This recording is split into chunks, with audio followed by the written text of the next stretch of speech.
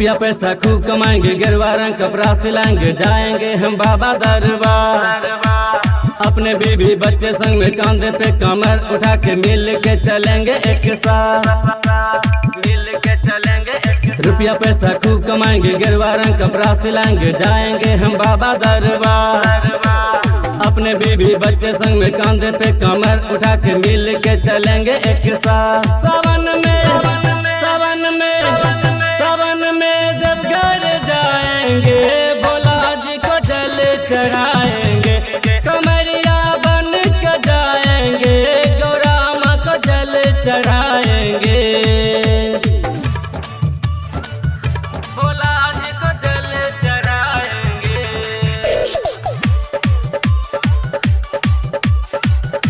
सावन में देवघर जाएंगे, भोला जी को जल चढ़ाएंगे।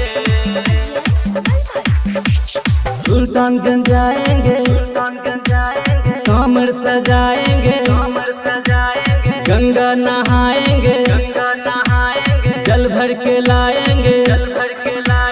सुल्तानगंज जाएंगे, कमर सजाएंगे, गंगा नहाएंगे, जल भर के लाएंगे। कंवर का पूजन कराएंगे, कंधे पर कमर उठाएंगे। सावन में देवघर जाएंगे, भोला जी को जल चढ़ाएंगे, भोला जी को जल चढ़ाएंगे।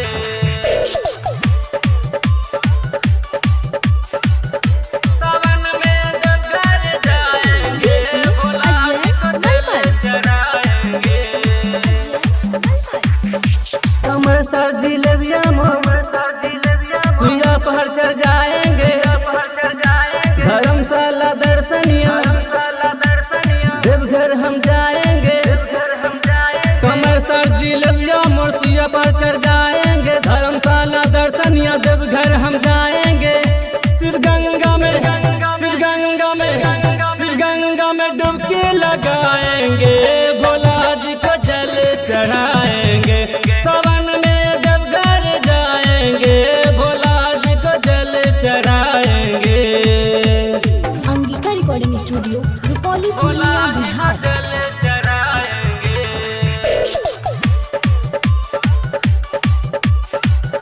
सावन में देवघर जाएंगे, भोला जी को जल चढ़ाएंगे। गौरव रूपक भानु शिव शंकर जाएंगे, मन्नू रूपक संग चंद्रशेखर भी जाएंगे। गौरव रूपक संग भानु भी जाएंगे, मन्नू रूपक संग चंद्रशेखर जाएंगे। प्रिंस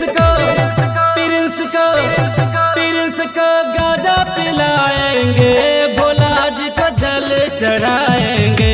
सावन में देवघर जाएंगे, भोला जी को जल चढ़ाएंगे, भोला जी को जल चढ़ाएंगे।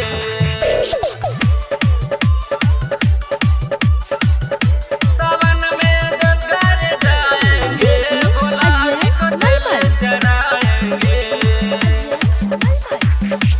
सुधी श्रीराम सुनील आज भी जाएंगे, कृष्णा करण कन्हैया आर्यन भी जाएंगे।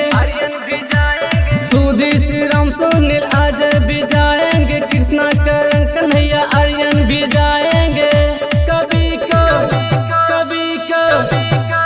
को खूब नचाएंगे, रामचंद्र का गाना बजाएंगे। सावन में देवघर जाएंगे, भोला जी को जल चढ़ाएंगे। Angika recording studio Rupauli Purnia Bihar.